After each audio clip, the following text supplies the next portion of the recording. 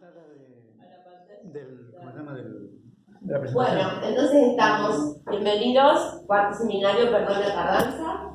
Germán, hoy nos va a acompañar con una charlita, así que bueno, le damos muchas gracias. Bueno, gracias Alice, saludos para todos. Y bueno, vamos a empezar a hablar un poco sobre este tema de lo que es el relevamiento de la educación. Me gustaría hacer un poquito de historia para poder entender un poco cómo fue sucediendo esto. ¿Se les parece? Me voy a sentar. Creo que van a escuchar bien. Un poco en la línea de tiempo de la botánica, de cuando se empiezan a conocer las plantas desde distintos puntos de vista.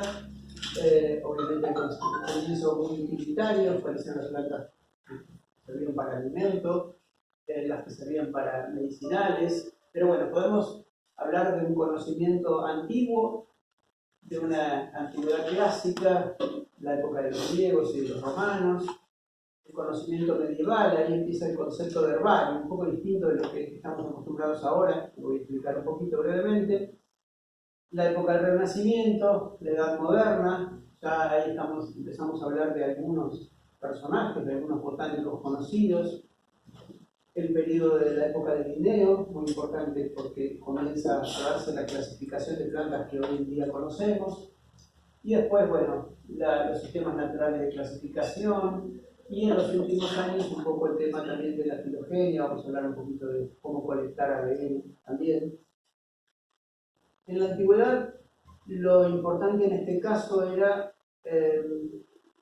la tarea de poder empezar a conocer un poco las plantas, fundamentalmente, como les decía, el empleo como alimento, como vestimenta, como plantas medicinales. Los primeros registros de conocimiento de plantas son del siglo VIII a.C., en donde los sumerios, los acadios, comenzaron a describir algunas plantas comunes que conocemos hoy, como el puerro, varias plantas medicinales, y en esta esquela están las primeras escrituras que se conocen hoy en día sobre conocimiento de plantas, una lista de plantas y la utilidad que tenían. Si seguimos un poco en la historia, vamos a algunos de los botánicos clásicos como Teofrasto, Dioscórides, que son la base del conocimiento sobre todo de plantas útiles, ¿no? Antes de ellos, Empédocles de Agrigento empieza a hablar un poco de que las plantas no solo tenían alma, sino que tenían una forma de sentido común, ¿no? Porque crecían hacia la luz, bueno, todo lo que hoy conocemos de fisiología vegetal explicado desde un lugar diferente, ¿no? Y podríamos decir que fue el primer fisiólogo, de alguna manera, que trató de explicar cómo crecían y por qué crecían las plantas, desde su punto de vista, por supuesto, de esa época pitagórica. Y después, bueno, Teofrasto, que fue filósofo, discípulo de Platón y de Aristóteles, geólogo, físico, metafísico y además también, por el mismo precio, botánico. Y dentro de su obra se encuentran algunas de las primeras clasificaciones de plantas, sobre todo en el uso de plantas medicinales. Y sus libros son un clásico que han pasado, no solamente en la época de los griegos, sino que siguió siendo obras muy, muy importantes clásicas que después se utilizaron en la época medieval, en la época contemporánea. Así que debemos a Dioscórides mucho, y fue el primero que empieza a describir cómo coleccionaba plantas. Tenía una serie de equipamiento bastante básico, pero cuando colectaba las plantas, sí, Más o menos estamos a la misma altura. Y él colectaba las plantas y las arborizaba. Empezaba en el primer concepto de secar las plantas para poder estudiarlas. Y al mismo tiempo, en esa época se usaba mucho el tema de los dibujos, dibujar las plantas. Esta obra de materia médica es la precursora de la farmacopea actual. Él describe ahí unas 600 plantas de uso medicinal, y durante muchísimo tiempo fue una obra clásica que fue traducida a un montón de idiomas, entre ellos al árabe y obviamente al latín, y ahí tenemos algunas de las páginas en árabe de materia médica. Así que fue una persona que recorrió una buena parte del mundo antiguo, estuvo mucho tiempo en Roma, en la corte de Nerón, fue médico del ejército romano, a pesar de ser griego, y recorrió una buena parte de lo que era el mundo antiguo, colectando información sobre qué plantas utilizaban en medicina en los distintos lugares de Europa. Así que todo eso fue recolectado y en esa época obviamente no había imprenta, así que todo se hacía a mano, así que era un verdadero laburito ese tipo de trabajo. En la época medieval no pasó gran cosa, pero sí hubo réplicas precisamente de estos libros de Teofrasto, de Teoforius, todas esas obras clásicas, y se empieza a manejar este concepto del herbario, pero el herbario desde un lugar distinto.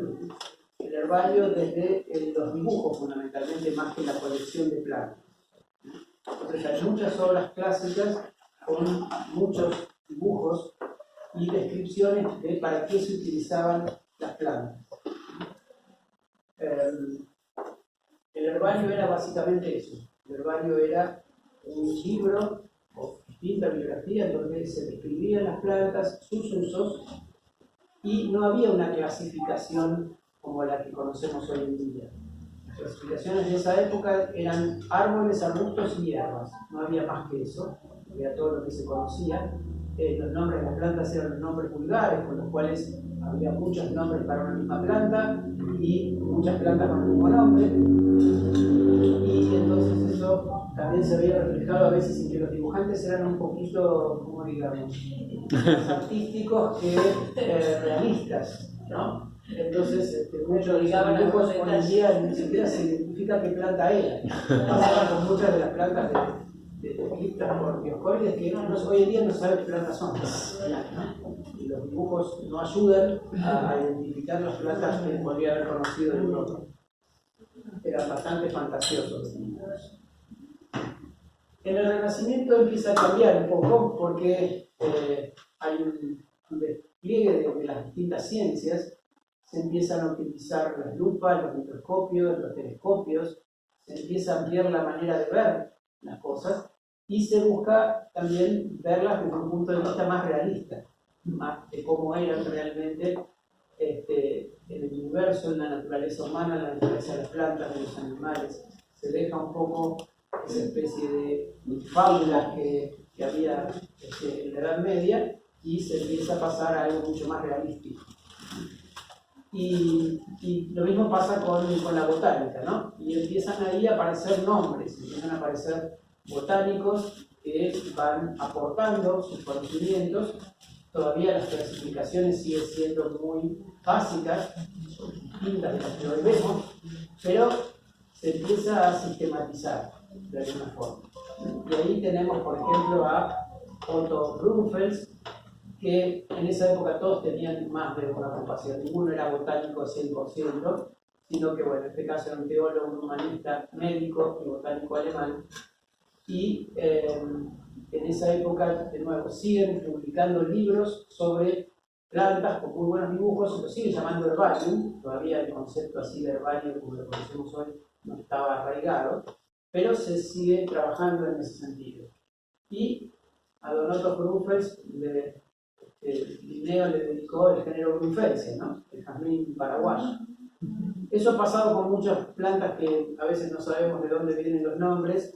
Bueno, en muchos casos vienen precisamente de botánicos, como por ejemplo el caso de Mattioli y la ley matiolicana. Leo, Mattioli. Se vino de un poco de Andrea Mattioli. O Don Lovell, el género Lobelia. O Don Bawin, el género Bawinia. O Don Rungius, que sí fue el padre de la clasificación que después toma Linneo, del género lluvia, de una lluvia polita que tenemos aquí en esta zona, lo decimos en el invierno, por ejemplo, el Bajo de Vélez.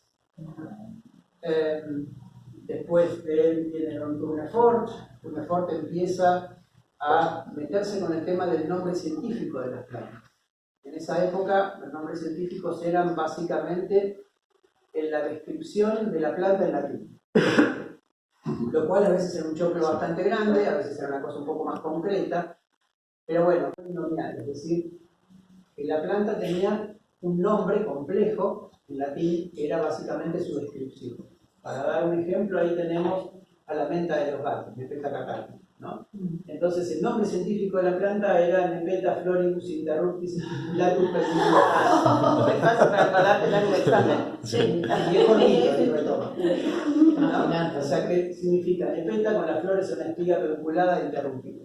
Bueno, actualmente obviamente es Nepeta cataria, ¿no? La menta de los gatos. Pero antes se llamaba así. Y así eran todos los nombres científicos. Y a Tournefort también le dedicaron el género Tournefort, una guarajinacia que vive acá en el norte argentino. Y todo este lío de los nombres científicos se corta aquí, con Don Linneo. Linneo escribe uno de sus primeros trabajos, Species Plantarum, en donde ordena los nombres científicos, no solo para las plantas, sino también para los animales. Habla de una nomenclatura binomial, es decir, un primer nombre y un segundo. El primero es el nombre genérico del género, el segundo el epíteto específico, que es el epíteto de la especie. Juntos, los dos son el nombre científico. Como vimos antes, en el caso de la menta de los gatos sería Nepeta, género, cataria, epíteto específico, Nepeta cataria, el nombre científico. ¿Sí? Y además de eso comienza a hablar de la familia, de agrupar las plantas en una clasificación que, si bien ya Jungius había planteado, él la mejora sustancialmente. De hecho, todavía seguimos usando bastante de esa clasificación. Vamos, actualmente, bueno, la clasificación de Engler de 1931 o APG 2, 3, 4, que es una clasificación compleja, pero que tiene más que ver con el ADN que con las características de las plantas, ¿no? Y lo que plantea Linneo es fundamentalmente eso, que los caracteres florales y los caracteres morfológicos de la planta son los que definen los distintos grados de parentesco. ¿Se entiende hasta acá? ¿Vamos bien? Bueno. A Linneo le dedicaron un género, mejor dicho, en realidad él se lo dedica al hijo, a Linneo Filius, que siguió con su trabajo, y es una especie de Linneo que habla de Linneo, una cosa rara, ¿no? Él, que aparece ahí en la sigla de él, es decir, él describe la especie, pero se la dedica a su hijo. Nadie le dedicó un género o una especie a Don Linneo. ¿De verdad? Lo mismo pasa con Darwin, porque Darwin no tiene plantas, no tiene ninguna sola especie de planta. Bueno, encontremos alguna. Yo le dije una, pero después, cuando el primer Darwin, que se la dediqué a él, cuando se justo la publiqué en el mismo año que se cumplieron los 100 años de fallecimiento, los 150 años, los 100 años del origen de las especies. Pero era la única que me llamó la atención. Había un par de especies, pero las pasaron a sinonimia, así que después les explico qué es eso de la sinonimia y todo eso. Bueno, en la edad contemporánea empieza a cambiar un poco la visión en cuanto a que empiezan a salir los grandes coleccionistas de plantas, las grandes expediciones en distintos lugares del mundo. Y uno de los personajes importantes ahí es Don Aimé Bonpland. Aimé Bonpland le debemos, entre otras cosas, el cultivo de la planta de yerba mate en la Argentina, que no es poca cosa. Igual que descubrió cómo hacer la producción a partir de semillas, algo que en ese momento no se hacía, se explotaban las poblaciones naturales, y él encontró que a través de un método, se dio cuenta de que las aves dispersaban los frutos, y a través del tracto digestivo de las aves las semillas germinaban. Hizo una serie de métodos con agua, remojándolas, lavándolas, etc., y consiguió germinar. Y eso le debió estar 10 años en cárcel en Paraguay. El dictador Francia lo capturó, destruyó el pueblo donde estaban empezando los cultivos de yerba mate y se lo llevó en cana 10 años a Paraguay. Después finalmente lo liberó, pero bueno. Tenía los bolsillos con semillas. Sí, como Paraguay era en ese momento el principal productor de yerba mate, este negocio de producir a partir de semillas no les convenía. Entonces, bueno. ¿Qué pasó? ¿Lo usaban silvestres? Claro, el inicio de Monsanto. De hecho, son árboles gigantescos. Sí, Bueno, sí. hoy en día los yerbatales son los arbustitos bajitos, pero son árboles enormes. Bueno, así que ahí lo tenemos a don Aimé Bonpland, que bueno, le han dedicado un par de pueblos, uno en Corrientes, uno en Misiones. Vivió en Buenos Aires, y uno tiene ganas de leer algunos de los puntitos de Misteriosa Buenos Aires, Sí. Mujica Lainez, escribe parte de su vida acá en Buenos Aires. Y una de las cosas importantes que hizo fue viajar por media América junto con el barón von Humboldt. Y realizaron grandes colecciones botánicas, la mayoría de ellas están hoy día en el herbario de Berlín. Y bueno, viajó, colectó, y ahí fue un poco el despertar de todas esas grandes colecciones, ¿no? Hacer ejemplares de herbario, llevarlos a Europa, y ahí distintos botánicos empezaban, entre ellos Pulitzer y otros más, empezaban a identificar las plantas, así como vimos que la L esa del Linneo, lo que llaman la sigla, que es el que primero describe una especie, estaba la famosa sigla HDK, Humboldt Plan Kunz, que describieron un montón de especies y un montón de géneros. Y ahí lo tenemos a don Alexander von Humboldt, también un poco funcionó como espía de los Estados Unidos en México, hizo algunas cositas aparentemente no muy santas, no se sabe bien si lo hizo en forma adrede o no, pero les brindó a los norteamericanos un mapa muy detallado de todo México, y les permitió a los norteamericanos después, bueno, quedarse con Arizona, Texas, Nuevo México y unas cuantas zonas que pertenecían originalmente a los mexicanos. Es una manchita que tiene, pero bueno. Entre otras cosas, gracias a una conversación entre Humboldt y Darwin, a Darwin se le encendió la lamparita y se dio cuenta de algunas de sus teorías, sobre todo la teoría de la selección natural. Se le despertó gracias a una conversación totalmente fortuita con Humboldt sobre el alimento y cómo comer, utilizar cuchillo o la mano, etc. Después, si quieren, búsquenla, es una anécdota muy curiosa.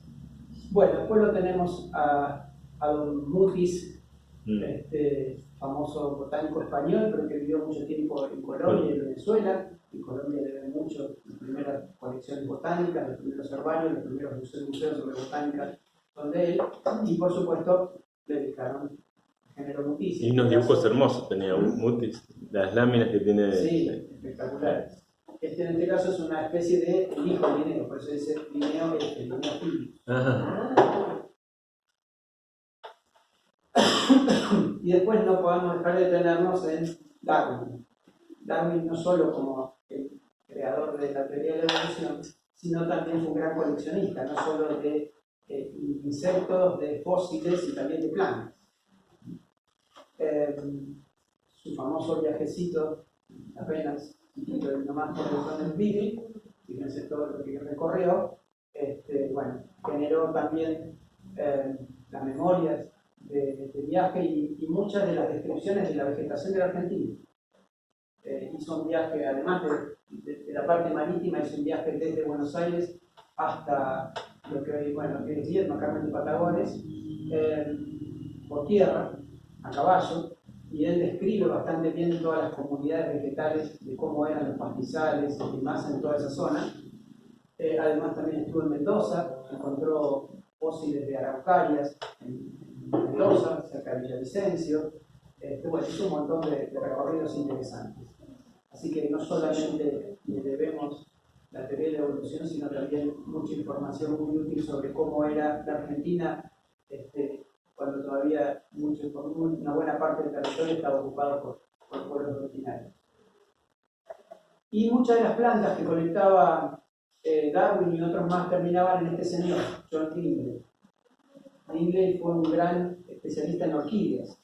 Si bien hizo al comienzo algunas obras sobre flora británica, después se dedicó a describir prácticamente un cuarto del total de los géneros de orquídeas del mundo, se lo debemos a Lingley.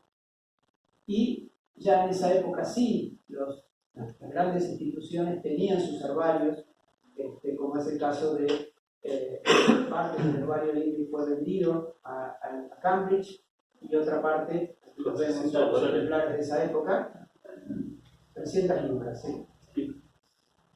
Que en esa época las libras debían ser bastante más que el dólar de esta época. Bueno, ahí podemos ver algunos de esos ejemplares de herbarios montados, y la otra parte, en 1865, lo vende también a Kew.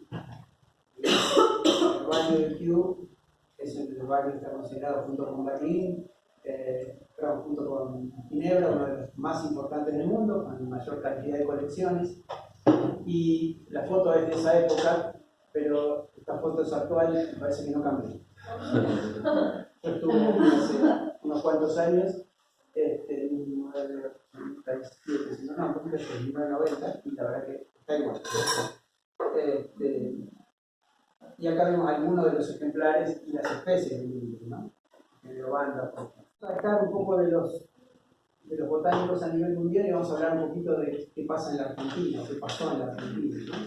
Y ahí tenemos estos grandes botánicos. Yo tuve la suerte de conocer a algunos, no a todos, no soy tan viejito. Barón y Burkhardt no los conocí, a los otros sí, a todos. Pero bueno, todos salieron de una misma escuela, la escuela de Lucien Haumann, la escuela de la Facultad de Agronomía de la UBA y del Ministerio de Asuntos Agrarios de la Provincia de Buenos Aires, trabajaban alternativamente ahí, y estos señores se repartieron las principales familias de la Argentina. Debe haber algún cómico que yo me imagino entre todos juntos y dijeron, bueno, yo me dedico a esto, yo me dedico a esto, y así. Y entonces Parodi se quedó con las gramíneas, y Burkhardt se quedó con las leguminosas, y Krapovica se quedó con las malvasas y con el origen del maní, porque trabajaba en la zona de Paraguay, Corrientes, etc. Don Unziker se quedó con las solanáceas, Armando, Cabrera se quedó con las compuestas, ni más ni menos, y Belke se quedó con las crucíferas. Más o menos yo creo que se repartieron ellos, dijeron, bueno, las principales familias con más diversidad, cada uno se transforma en el especialista. Ahí podemos ver a Parodi y a Unziker. Parodi, un gran maestro que también formó a mucha gente. Unziker también hizo lo mismo en Córdoba. El Museo de Córdoba, hoy todas sus colecciones se deben en gran parte a él. Cuando Argentina no, todavía existen, que vamos, pero es en la cuarta. Sí. No, las 40, no. No, 29. 29. Piensen que son cada 2 años, ¿no? Sí. O 39. 39. Sí. Bueno, fue docente de la Facultad de Agronomía muchos años, en gramíneas, y don Arturo Burkhardt en leguminosas, como dijimos, algunas poquitos de Armando Unziker, son todas de muy baja calidad porque son fotos viejas, así que quedan chiquitas. Vos que estuviste más ahí metido, ¿qué hay de cierto? Una vez Gustavo de Luque hizo el árbol genealógico y él puso como en el origen a Parodi y después el resto, y entonces nos asumíamos nietos, bisnietos, nietos de Parodi. Arriba de todo, trabajaban. Claro, pero Haumann es como el que vino el extraterrestre que Haumann cayó. era un botánico belga, Sí. que vino en 1904, Claro. Y que formó parte de esa primera generación de botánicos, formó a la gran mayoría, Sí. ¿no? Piensen que, bueno, muchos de estos, por ejemplo, bueno, Parodi falleció en el 65, Claro. Burkhardt falleció en el 73, Uh-huh. o sea que fueron alumnos de él, y después, bueno, Parodi formó también a toda una generación, y lo mismo pasa con música y con Krapovica y más, ¿no? Ahí está Carpito, como le decían los que lo conocían. Dimitri, que fue discípulo de Parodi. Fue discípulo de Parodi. Sí. Sí. Y lo que pasa es que, bueno, Dimitri tomó después la posta de lo que había hecho en la Enciclopedia Argentina de Agricultura y Jardinería, y trabajó más en la parte de árboles. Cuando lo conocí a Dimitri, que estaba en la cátedra de astronomía, forestal, ¿no? Trabajó más en eso. No siguió trabajando en botánica, salvo después un libro que hicieron con Orfila. Claro, sí, sí, que fue como una vuelta de rosca del cielo. Bueno, después Cabrera sí lo conocí bastante, trabajé un tiempo con él. no solamente especialista en la familia de las compuestas teraceas, sino también uno de los primeros en describir fitogeografía argentina, ¿no? Empiezan a aparecer los estudios a nivel fitogeográfico general, ¿no? De las grandes regiones fitogeográficas argentinas. Bueno, uno de los primeros libros fue el Bucaró, después de Cabrera. Luego lo tenemos Osvaldo Belke, no muy querido del ambiente botánico, una persona bastante complicada, pero bueno, le debemos también la flora patagónica, en forma indirecta, porque la autora que aparece, su mujer, mi Correa, pero bueno, todavía trabajaron los dos en la colección de Osvaldo Belke de Patagonia, las varias inmensas, ¿no? En todos los lugares donde casi nadie podía ir, él conseguía algún tipo de alguna manera de llegar, incluso con parte del ejército, lo llevaban con su Unimog a lugares muy pensados, así que tiene colecciones en Patagonia de cualquier lugar que se les ocurra. Bueno, y después viene algo un poco diferente, no son botánicos, si bien a Alberto Soriano le debemos una familia incluso, las alofitáceas fueron descritas por él, pero bueno, empieza el concepto más de la fitosociología, ¿no? Del concepto de las comunidades vegetales, si bien ya venían arrastrándose, pero bueno, él empieza en la década del 40 a trabajar en la Patagonia con una beca Guggenheim y comienza a hacer lo que todavía en Argentina no se había hecho, que eran clausuras, lugares donde se impedía al ganado pastorear y se podía comparar una situación con otra. Esto es en el Salado, pero las primeras las hizo en lo que hoy es el Quinta de Tumayo, en Chubut. Tiene ya casi 80 años de apertura. Estas son un poquito más nuevas, tendrán unos 50 más o menos. Y empezaron a trabajar en esto de diferencias entre pastoreo y no pastoreo, y empezaron también a describir las comunidades vegetales y a ver cómo eran las asociaciones entre plantas, ¿no? Entonces, ahí es donde en la Argentina se empieza a formar, después está Lewis, el Loco Lewis, están los Cabido, ahí empieza a haber distintos lugares, en Mendoza, Roy, y empieza a formarse un poco este concepto de, bueno, cómo empezar a ver la vegetación desde otro lugar, no solamente la planta, sino cómo están asociadas entre sí y cómo se generan las comunidades vegetales. Entonces, ahí se empieza a trabajar más en ese sentido. Por supuesto que lo que hacía Soriano y después hacía también un poco Rolando León tenía más que ver con una cuestión utilitaria, en este caso pastizales y de utilización por parte del ovino y el tema del sobrepastoreo, pero fueron los iniciadores de estos conceptos en Argentina, por lo menos. Aquí podemos ver algunos de los lugares donde trabajaba Soriano, esto es en Río Mayo. Esa actividad no está, ¿no? La que me mandaste, que agregaste. Esta la saqué después, sí. Sí, porque me parece que era... Y después, bueno, Rolando León, tuve la suerte primero, bueno, de tenerlo a Soriano como profesor en una materia de posgrado. En esa época no daba grado, así que no lo conocí cuando cursé ecología. Y Rolando sí, por suerte, viajamos juntos a varios lugares. Y él trabajó mucho, junto con Silvia Burkhardt, en las comunidades vegetales de la depresión salada, donde yo hice mi tesis de maestría, así que estamos en contacto todo el tiempo. Así que bueno, estos son un poco los antecedentes. Rolando estuvo a punto de venirse acá a Merlo, justo antes que falleciera. Ya habíamos puesto, estado en contacto, se quería venir a vivir, ya teníamos todo armado y falleció joven. Bueno, y ahora entonces nos planteamos esto de ¿para qué estudiar y medir la vegetación? Por un lado, algunas de las cuestiones muy básicas tienen que ver con esto, ¿no? Conocer la composición florística, cómo están formadas cada una de las distintas comunidades, qué especies las componen. Por el otro lado, se pueden hacer cosas más utilitarias, como tiene que ver esto de inferir la cantidad de kilos de producción de alguna planta en particular, ya sea una especie forestal, la cantidad de madera, la cantidad de frutos, así como también la receptividad en cuanto al ganado, ¿sí? Saber qué plantas pueden ser preferidas por el ganado, cuántos kilos de biomasa se producen en una comunidad. Hoy en día también se mide mucho el tema de la fijación del dióxido de carbono a través de las comunidades. se evalúa entonces el tema de los servicios ecosistémicos, es decir, qué beneficios nos traen las comunidades vegetales. En realidad, está pensando más en la comunidad vegetal en los ecosistemas en sí, pero la comunidad vegetal como el soporte de todo el resto de los seres vivos que están ahí. Y también, bueno, en el caso de pastizales naturales, conocer la estructura y la funcionalidad. Sobre todo, ahora que se sabe bastante más que la fijación de dióxido de carbono en este planeta se debe más a los pastizales que a los bosques, entonces le está dando más importancia a los humedales y a los pastizales. Bueno, cuando uno empieza a estudiar la vegetación, ¿qué es lo que necesita conocer previamente? ¿O qué sería ideal conocer previamente?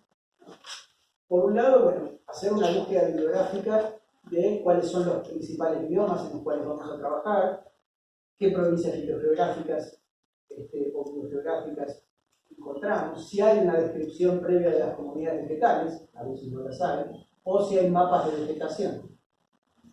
Por otro lado, está también relevar las bases de datos, los herbarios, saber qué plantas uno podría llegar a encontrar.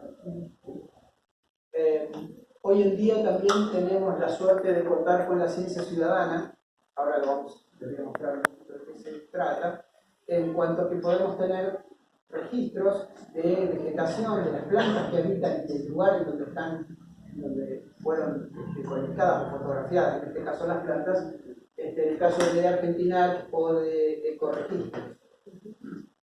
Y en general también es el tema de que cuando uno empieza a hacer a salir menos en estos ambientes donde las comunidades van cambiando muy rápidamente, sobre todo por tema de relieve, es tratar de buscar las comunidades lo más parejitas, lo más homogéneas posible. Eso a veces es fácil, a veces no. Voy a cortar un poquito acá y les voy a mostrar si veo que está el mouse.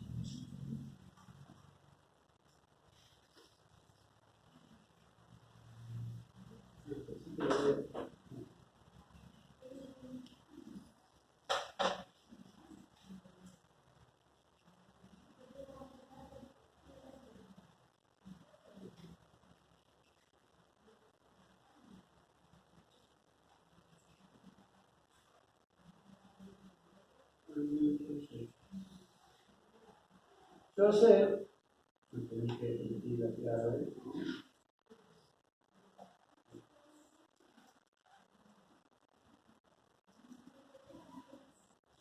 armé un proyecto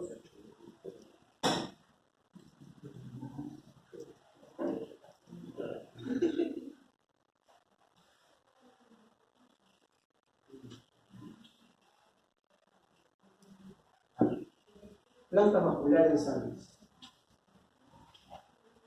Esto es lo que permite hacer Argentina, que si uno quiere colectar información de primera mano, sin que uno sea necesariamente el que las incorporó, uno puede armar esto. Es decir, de acuerdo a ciertos parámetros, quiero que me muestre todos los registros que hay de flora de San Luis, y pongo plantas vasculares en este caso, y me muestra todas las observaciones, 2.556, 655 especies, puedo ver quiénes son. Todas estas han sido verificadas, porque yo puedo ponerle que sean verificadas por alguien más, o sea que no sea solamente el tipo que dijo que es Asper y que necesita hacer otra cosa. Y además también, bueno, me aparecen quiénes son los que hicieron el trabajo y demás. Y otra cosa interesante, me aparece un mapa de distribución de esas, o sea, dónde están los registros en la provincia de San Luis. Lo cual es interesante porque una de las cosas que se ve es que el sur de la provincia de San Luis no está prácticamente relevado. Eso es como que todo, en cualquier caso, el sur de la provincia de San Luis Sí. Perdona, además de dunas, ¿qué hay? Pero bueno, esto está piola porque al comienzo por lo menos yo sé qué es lo que se sabe hasta el momento de cuántas especies han sido registradas. De la misma manera tengo uno hecho de aves, pero sí. ¿Qué riesgo hay, digamos, de eso, de justamente el tráfico, digamos, de material genético, que sea tan explícito y que esté tan al alcance? No sé, yo uno poniéndose en paranoico, ¿no? Pero... Y sí, si tienes... yo una de las cosas que hago especialmente con especies que están en peligro, Sí. hay poca distribución, sobre todo, bueno, lo hago mucho con aves, Sí. es no poner el lugar exacto, sino que queda guardado, o sea, queda guardado en forma secreta. Solamente si me pide alguien en particular, Claro. lo pongo así. podés hacer eso. Eso lo hago sobre todo cuando, si, por ejemplo, fotografío felinos acá, Claro. están en serio, peligro, Sí, nunca pongo el lugar exacto. claro. A pesar de que la foto sale, porque yo tengo Sí, la cámara claro. que está georreferenciada, automáticamente sale, pero yo si le pongo que lo oculte. Que solamente si alguien me lo pide en particular, se lo puedo acceder. Sí, pensando en las orquídeas, muchas veces viste Sí, que hay sí, sí. coleccionistas. O de cactus. Sí, sí. Permanece solamente de flora. Esto es solamente de flora, pero yo puedo hacerlo de cualquier cosa. Sí, O sea, polinizador, yo puedo armar, por ejemplo, está sí, picón, yo- pero creo que yo no. puedo armar el proyecto que yo quiera. No O sea, sé qué tan acá eficiente les es. muestro cómo funciona. Aquí yo puedo ir a proyectos, igualmente me explica, está bastante claro Manual. cómo hacerlo, me muestra los distintos proyectos y yo puedo crear el que yo quiera, ¿sí? Y con los parámetros que yo quiera. ¿Tiene acceso público o no? Sí, Acá acá, por por ejemplo, me dice comenzar proyectos, porque lo que tiene de bueno esto es que todas las, primero, el registro es una foto con la distribución. ¿Sí? El registro implica que yo, o sea, necesariamente está la foto, de lo que sea, más el lugar exacto donde se conectó y la fecha. Con lo cual, el registro es bastante útil. Y después lo único que sí puede variar es la identificación. Si hay algún especialista en la familia o en el grupo que dice, no, mira, esto es tal otra cosa, y dos o tres dicen lo mismo, automáticamente queda registrado. Hay gente que se dedica, yo a mí la verdad que me importa hacer eso, pero gente que le encanta meterse y identificar. Me pasa a mí porque a mí me llegan los registros de toda la gente que identificó en el proyecto que yo generé. Claro. Así que, pero bueno, algunos como César Más y otros más les encanta, y cada tanto César me pregunta, che, ¿será tal cosa con la movilidad? Claro. Cosas así. Pero en general yo no soy muy de hacerlo, porque ya trabajo, y aparte hay que fijarse bien el nombre correcto de la planta, que el cambiado. Bueno. Pero no es que te piden, de motos propios vas y te pones a claro, chusmear. nadie lo funciona porque te lo Sí. es Como una red social. en un grupo, yo lo he hecho con ideas bastante, pero llega un momento que me cansa. Son botánicos chusmas, digamos. Claro, en realidad la intención de todo esto es mejorar No, la está bien, información. obvio. Que la información esté disponible y Pero te que lleva sea de la tiempo. mejor, sí, lleva tiempo. Hay que estar en buen lugar. La información con la mejor calidad posible. Pero bueno. Perdón, antes te interrumpo, ya que... No, ¿Qué vínculo hay de Argentinat con eNaturalist? ¿Es lo mismo? Es lo mismo. O sea, Argentinat es iNaturalist en Argentina. Ah, está bien. Nada más. Porque vos puedes ingresar por los dos lados. Yo ingresé por los dos. Sí, y porque tienen- los votados es sí, también. igual. Sí. Y son la misma cosa. Acá en Argentina tenemos ecoregistros, Sí, que es un poco más viejita, y Ujú. la aplicación que tiene es medio como No más es tan- complicada, es más linda. más amigable. Y después, bueno, pues lo que es para aves está Invert. Claro. Pero no hay, por ejemplo, no hay para mamíferos específicos, sino que, bueno, hoy en día Argentina cubre prácticamente todo. Ujú. Lo cual está bastante piola porque realmente hay una cantidad enorme de registros. Todo el tiempo se están incorporando especies nuevas que no estaban registradas a nivel de la Argentina. Así que la verdad que en ese sentido tenemos que agradecer a la ciencia ciudadana porque funciona muy bien. Es feliz, no nos pasa lo que Arizona, ¿no? Con la guía de Estados Unidos. Que no nos pase lo que Arizona, ya, México. No, por ahora ¿No? Sí, en realidad sí, esto después entra todo en lo que es el Big Data, después a toda esa bolsa. bueno, entonces, dijimos un poco los conocimientos previos que hacen falta, y después tenemos una serie de pautas para el muestreo, cómo realizar los muestreos. Esto es algo más que uno puede encontrar sobre cualquier información, pero bueno, hay distintas metodologías, ¿sí? Hay que seleccionarlas en función de la diversidad que tenemos, de las características de los tipos de comunidades. No me voy a meter demasiado en eso. Es más una cuestión estadística de cómo manejar las diferencias naturales. Generalmente uno hace primero un muestreo previo, ve cuál es la diversidad, cuál es el número de especies, cuántas especies hay, cómo se distribuye, qué sé yo, y después realmente dice, bueno, ahora sí hago un buen muestreo con las distintas metodologías que uno dice. En general, las técnicas de muestreo básicamente son dos. Una son a través de cuadrados o rectángulos, del metro cuadrado, del medio metro, que simplemente tener un cuadrado o un rectángulo hecho de hierro es lo más cómodo. Puede ser de un metro cuadrado, es medio incómodo, de medio metro es más cómodo. Y después una soga, y no se necesita mucho más, salvo los conocimientos de las plantas, por supuesto, pero es un pequeño detalle. Pero bueno, las metodologías tienen que ver con generar, de acuerdo a la cantidad de diversidad, la cantidad de muestras que uno va a medir, y si lo va a hacer en forma lineal, es decir, pongo una cuerda y digo, bueno, cuento cuántas especies aparecen a lo largo de una determinada distancia, o coloco ese rectángulo y mido no solo la diversidad, también puedo medir la cobertura, cuál es la planta más abundante, puedo medir otros características.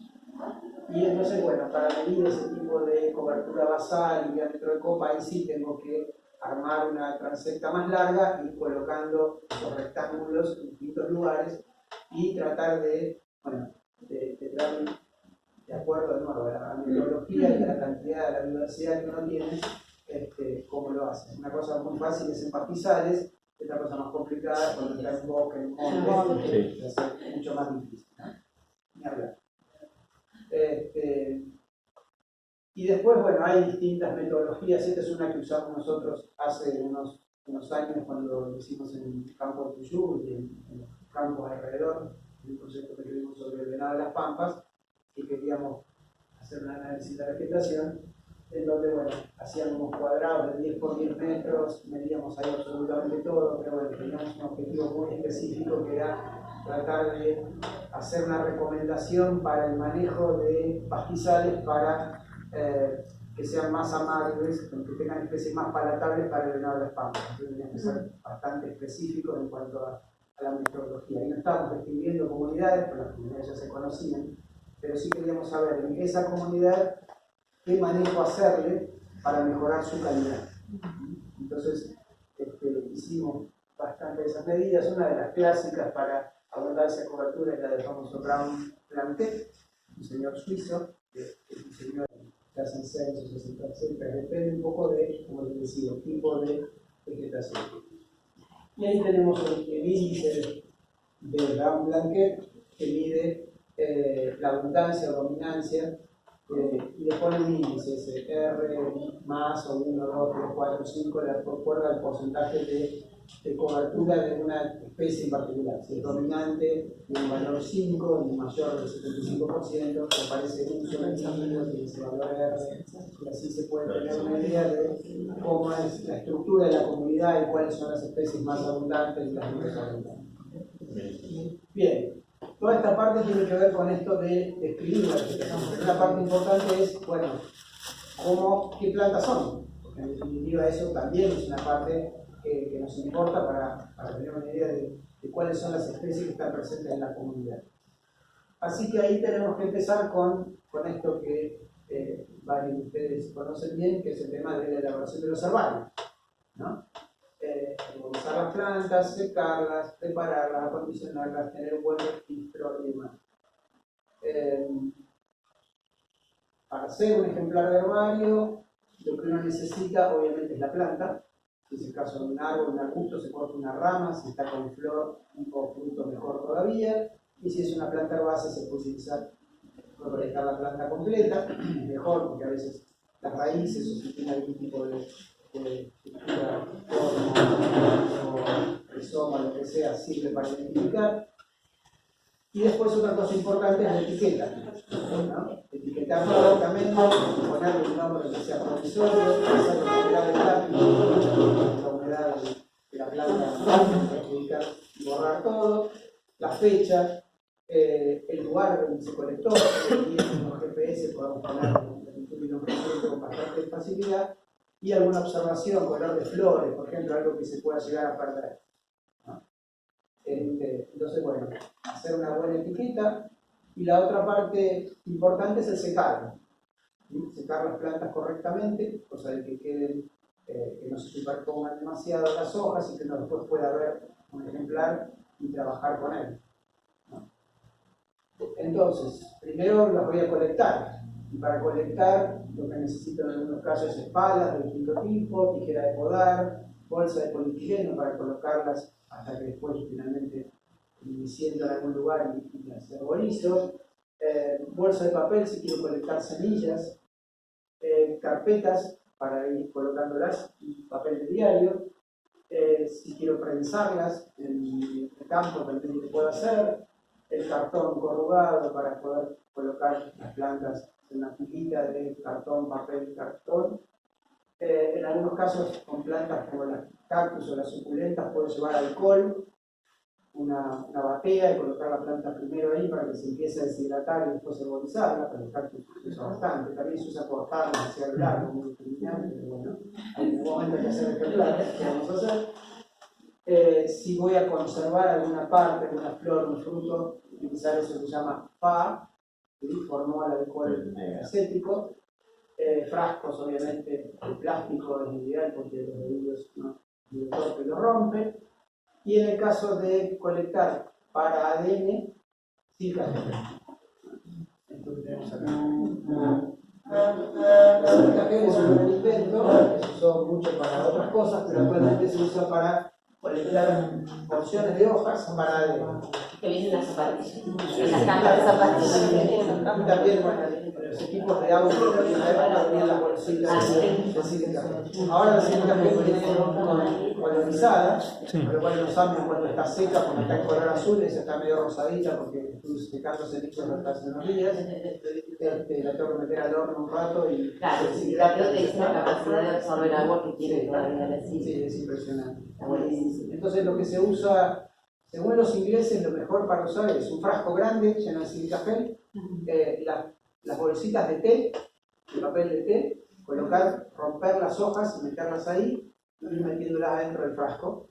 Y eso, bueno, les permite colectar una gran cantidad, obviamente una etiquetita adentro de la bolsita, y eso les permite ir secándose como corresponde y es la mejor manera para después hacer los análisis de ADN. En la vieja época usábamos frasquitos muy chiquitos con el sílica gel y metíamos las hojas directamente ahí, pero el secado me parece que es más violento, entonces es preferible ponerlas en esas bolsitas de té, según recomiendo. Germán, las flores sometidas al formol en una primera etapa, después conservamos. ¿Cuál es el color al herborizar? No, el color se pierde. Se El pierde color se igual. pierde igual. Sí, porque lo primero que se destruyen son todos los pigmentos. Pero sí permiten ver bien la estructura. La otra cosa, pero eso lo vamos a ver un poquito después, es cómo poder ver flores herborizadas y cómo recuperarlas de alguna manera. Bueno, entonces ahí tenemos las carpetas, las prensas. Las prensas siempre con papel, con cartón corrugado, ¿sí? Para que circule aire y se seque más rápido. Las prensas, la intención es apretar las plantas para que queden lo mejor herborizadas posibles. A veces uno tiene que trabajar así a campo, herborizando, a veces es incómodo, hay viento, hay tablas que me molestan, Y a veces llueve.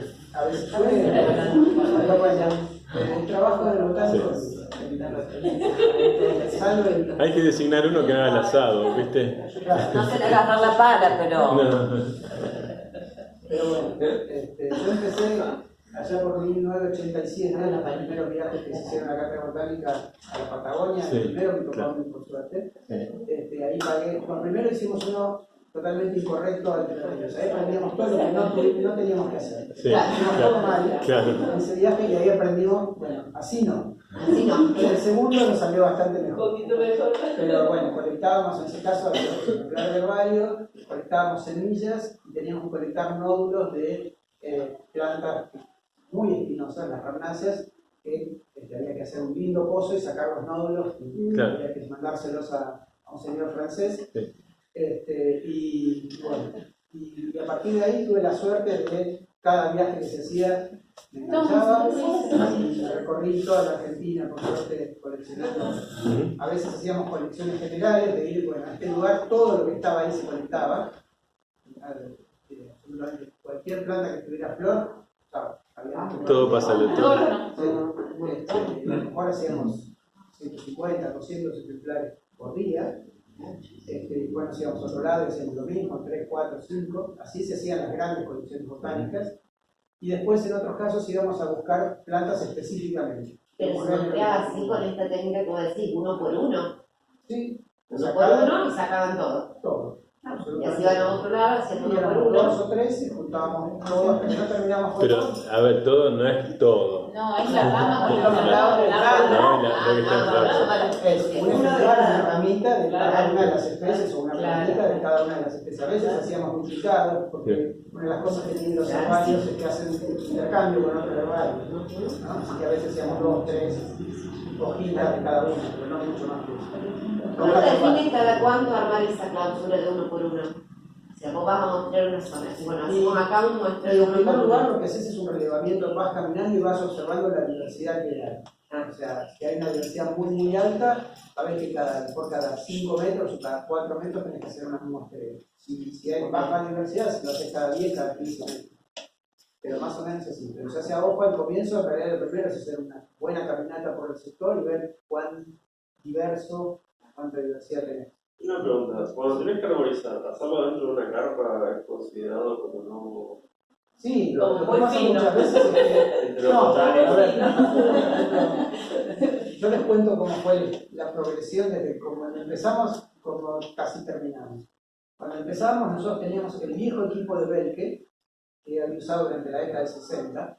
Teníamos unas cajas de madera gigantescas donde guardábamos los cartones, todo lo que era herbario, las palas, los zapines, todas eran cajas pesadísimas que cargábamos en una camioneta, una F3500 y salíamos a campo.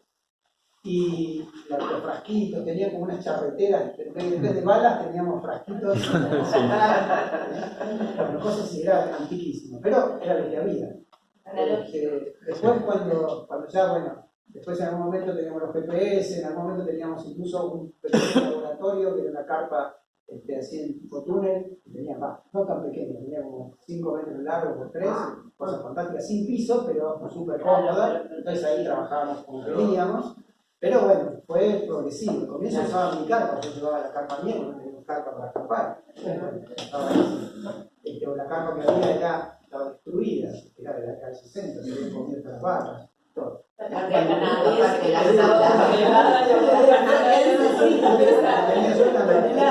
Sabía cómo Nos ha funcionaba pasado en bien. algún momento que estábamos en Laguna Diamante, a 3.300 metros sobre el nivel del mar, y había momentos en que teníamos que sentarnos adentro de la carpa, agarrar los parámetros, la carpa se volaba y había vientos fuertísimos. Y a la mañana era pleno enero, y a la mañana hacía -7. Pero bueno, yo creo que valió cada minuto de todo pero bueno, y a veces también íbamos en la Toyota 4x4 y otras veces íbamos en esta F3500 medio destruida, por Paraguay, Uruguay, así, colectando gramíneas. Bueno, como les decía, al comienzo se colectaba en general y después otros viajes íbamos, bueno, una familia en particular o un género en particular y se colectaba. Algunos de los viajes, por ejemplo, fueron desde el primer lago de Neuquén hasta el último de Chubut, todos los lagos colectando poas. O de repente venía un alemán que quería verbenáceas y quería ADN, entonces hacíamos ejemplares de varios de género de Tropium, desde Buenos Aires íbamos hasta Misiones, Cataratas, de ahí cruzábamos a Salta, La Quiaca, y veníamos por la 40 hasta Bariloche y volvíamos. 15 días más o menos. Se juntaba todo. De las 44 especies de Tropium juntamos 30, quedaban 4 sin encontrar. Pero bueno. Y así.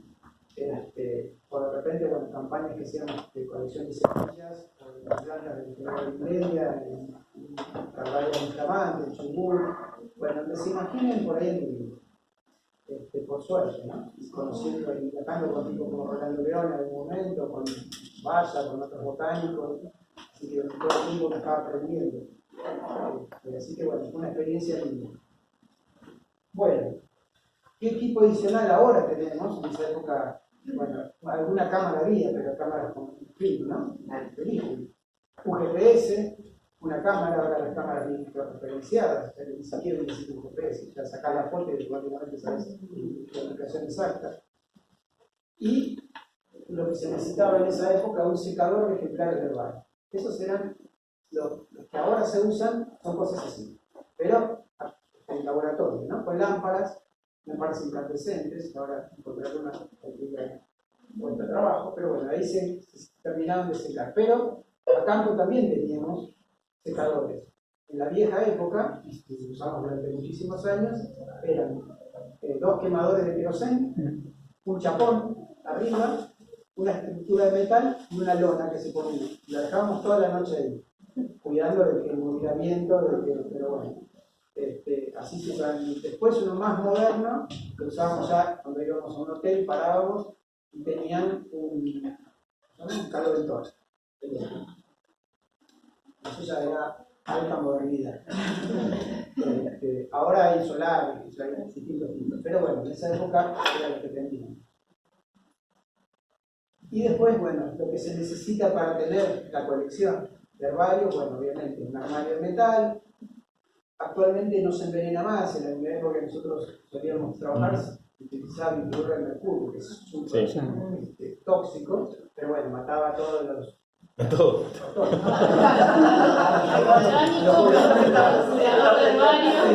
Que tenían que envenenar, unas bateas así, una pinza y se ponía la planta y se sacaba y era un horror. La naftalina era un genio. Bueno, y también había naftalina, que también ahora está totalmente prohibida. Pues también está Que cada chico tiene la conexión con la bolita de la planta. era casi mortal. Sí. Yo conozco botánicas de herbarios que tuvieron cáncer. Era mal. Sí. Así que bueno, ahora se usa un freezer, se colocan 2 o 3 días en el freezer y después se vuelve a repetir cada tanto.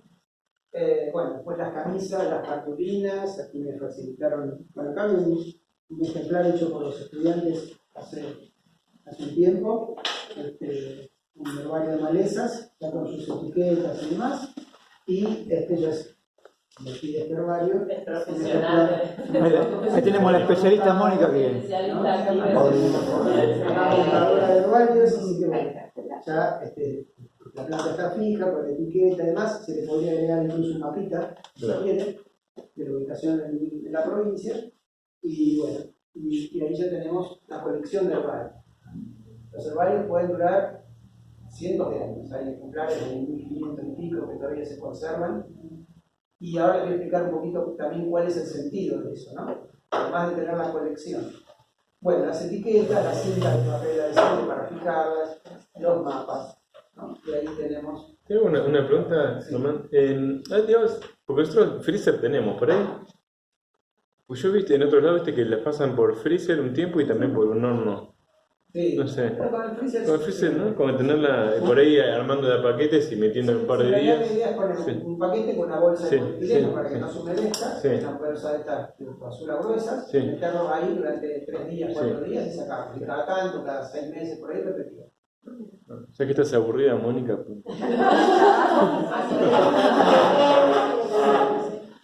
Y después, además de lo que es el ejemplar de herbario, tenemos la misma palabra se usa para muchas cosas. Bueno, el herbario institutivo, ¿no? Realmente los herbarios forman parte de o museos de botánica o cátedras de botánica en distintos lugares, y esos herbarios tienen las colecciones de todos los ejemplares que se han colectado en distintos lugares del mundo. Cada uno tiene una sigla y se hacen intercambios entre los herbarios, y también cada uno de los herbarios conserva lo que se conoce como ejemplar tipo. Ahora lo vamos a hablar un poquito. ¿Qué es un ejemplar tipo? El ejemplar tipo es el ejemplar que se utilizó para la descripción de la planta originalmente. Y obviamente hay plantas que se perdieron los tipos, por ejemplo, la linda hay una gran cantidad, durante la Segunda Guerra Mundial parte del herbario se quemó, entonces se perdieron, y entonces se hicieron lo que se llama neotipos, es decir, bueno, volver a hacer un ejemplar de herbario de esa especie para que quede tal registro. Entonces, ese es como si, digamos, el registro patrón. Entonces, muchas veces cuando uno quiere identificar una especie o no está seguro si es esa o es otra, muchas veces se pide a los herbarios el ejemplar tipo. Hoy en día no se manda el ejemplar, ya no se mueven los ejemplares del herbario, y lo que se manda es un fototipo. Manda la foto del ejemplar. No es lo mismo, pero bueno, ayuda. Lo ideal sería poder tener el ejemplar, pero la otra que a veces hacen los botánicos es recorrer herbarios. Gastar plata ya también ahora es costoso eso y es difícil que el CONICET o que una institución te pague para irte a Europa a realizar eso. ¿Qué es esa tablita de colores? Esa tablita de colores se utiliza precisamente para eso, para poder comparar el color de lo que es el ejemplar en sí con los colores reales. Porque muchas veces antes se hacía con escala de grises, porque se mandaba fotos en blanco y negro, entonces ahora lo hacen con escala de color. También está el patrón de medida que también te También dice. a veces está así la regla para tener una idea del tamaño, ¿no? Bueno, ¿qué quedó? Bueno, el tema de la parte más complicada, que es cómo se identifican las plantas. ¿Qué es lo que necesitamos? Bueno, en principio una lupa binocular para poder hacer observaciones sobre el ejemplar. En muchos casos uno no trabaja con la planta viva, sino que trabaja con el ejemplar verbal para identificar. Hay taxónomos, hay infrataxónomos que solo pueden identificar si ven un ejemplar verbal. Si ven la planta viva, No la reconoce. yo les voy a contar un secreto, porque lo viví por una experiencia propia, Cabrera. Digo, sabía muchísimo de flora, no solo, que aparte había viajado por todo el mundo y le llevábamos plantas a veces de regalo, le llevábamos una Gilteria Cabrera, y él decía, qué lindo es esto, porque hablaba en español, qué linda esta planta, qué interesante, ¿qué será? La veía que revisaba y te decía todo, pero no podía identificar nada. Bueno, y así hay muchos. Y otros tienen más experiencia a campo, entonces se puede identificar más a campo. Hoy en día, si las fotos son buenas, identificamos con fotos, con bastante precisión.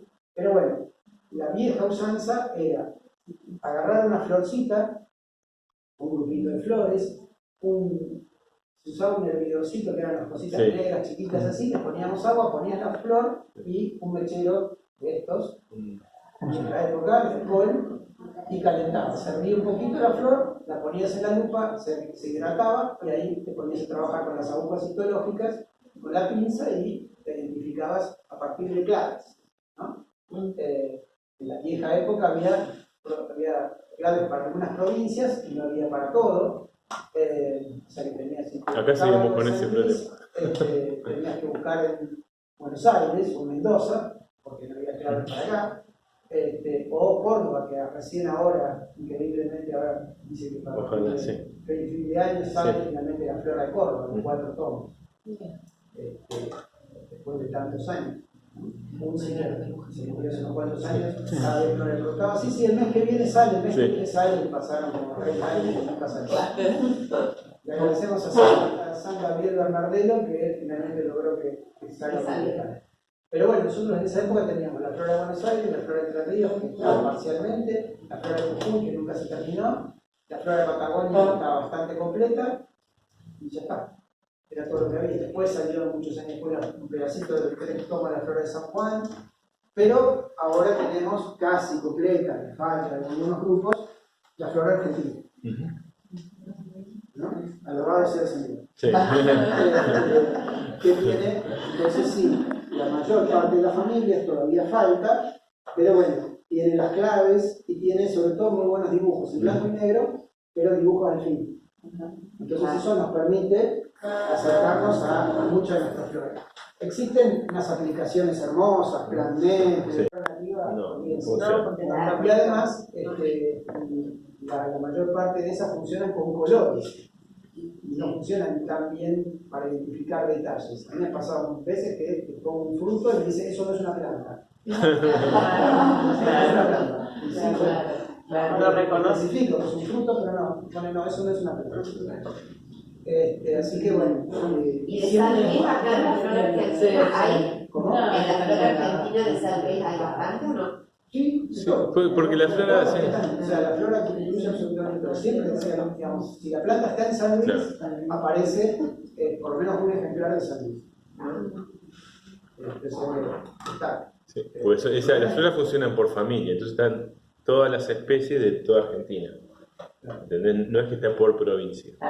Está ocupando distribución. O al principio se empezó a trabajar eso, como cada provincia hacía su flora, o cada región, porque está la Chaco, Patagonia, pero la lógica es que va por familia de toda Argentina.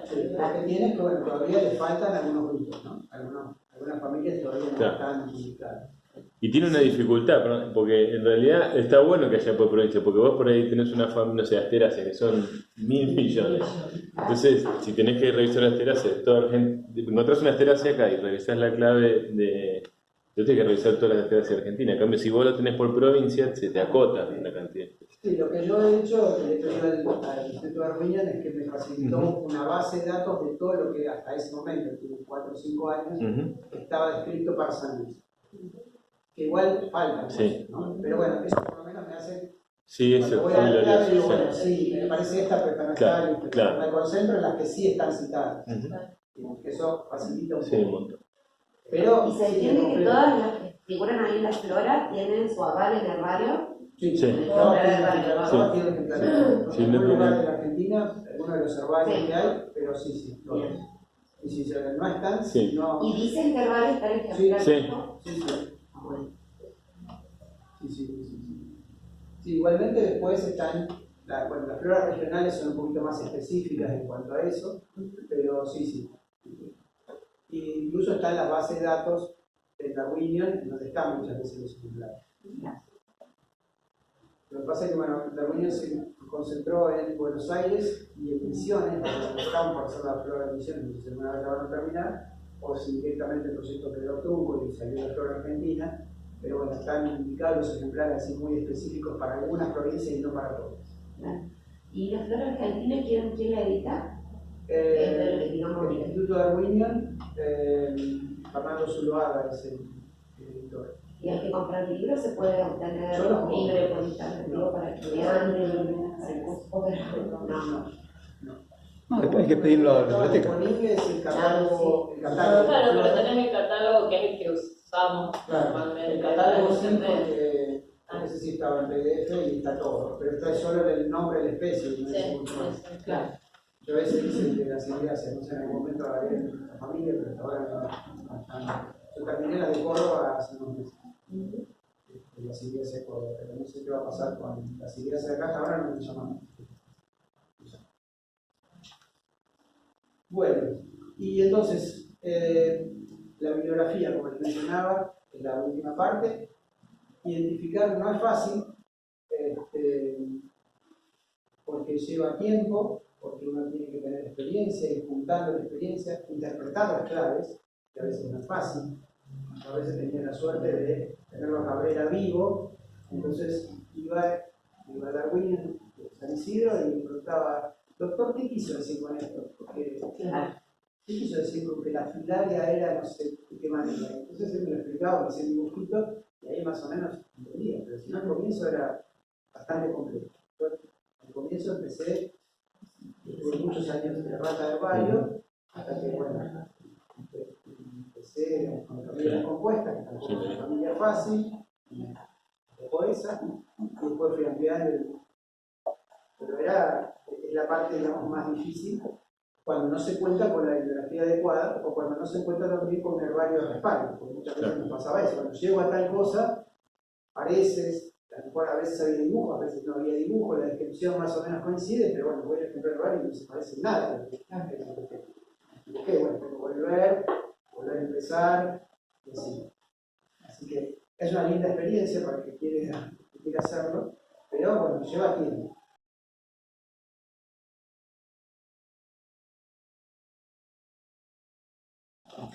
Básicamente. Perfecto.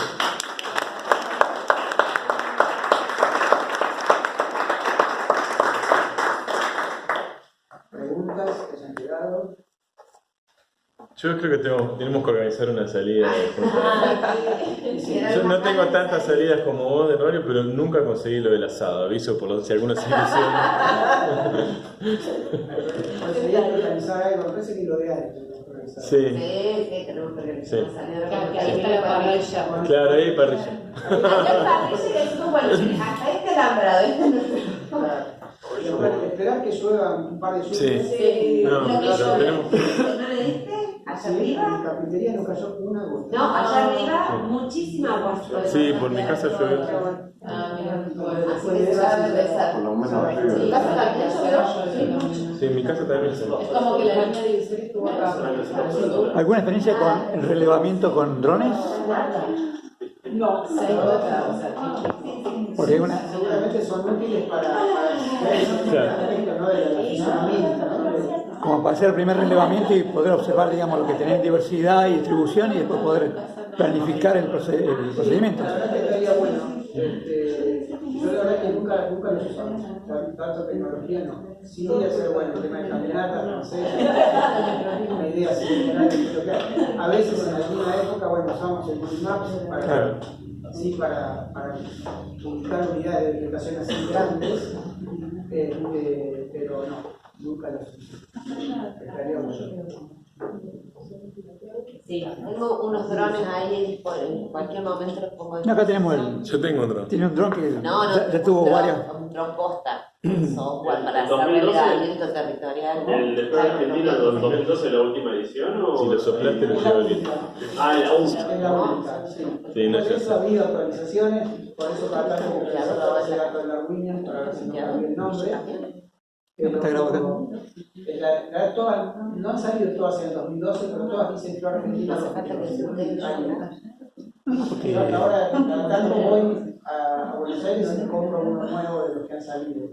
Pero bueno, tengo todos los de gramíneas, todos los de compuestas, verbenáceas, solanáceas, brasicáceas. Después hay unos de familias, de grupitos de familias así. La miales está todo junto, bueno, y así. O sea que tengo una biblioteca así de todo de estas. Pero porque soy medio maniático, ¿no?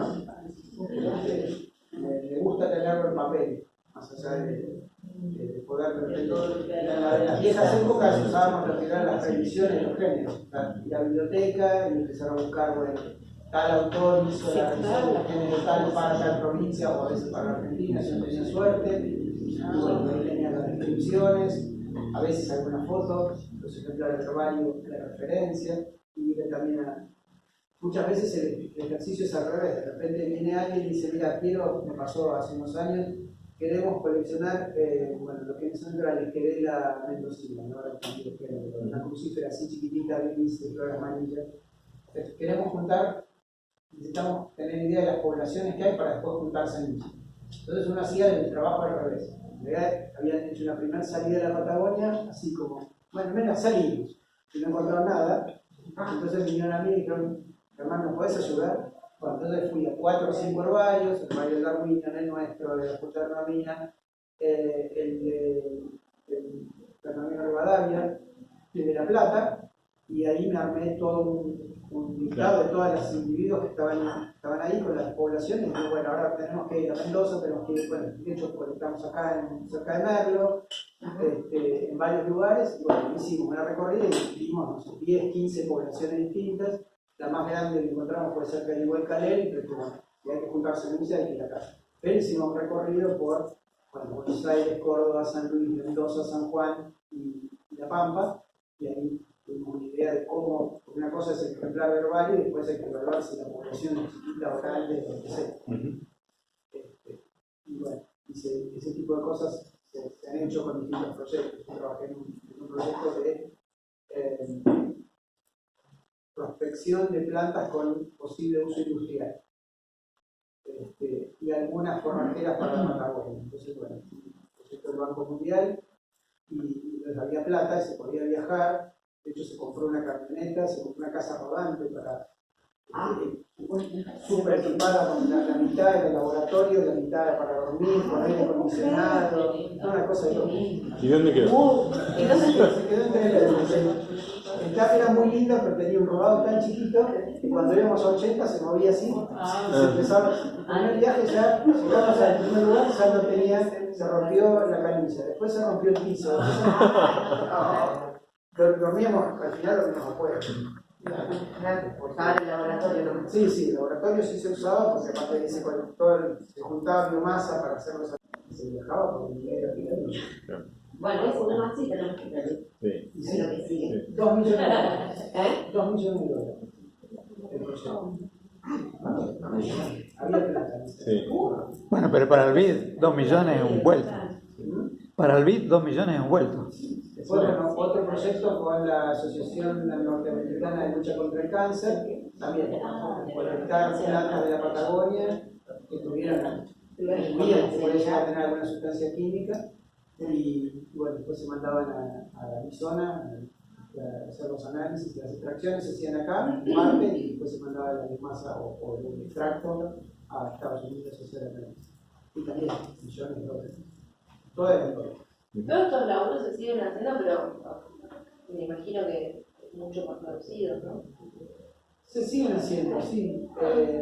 Quizás en menos medida, pero se siguen haciendo varios. En esa época fue como un boom de todo lo que tenía que ver con los químicos, con el farmacéutico, con el industrial, y había plata.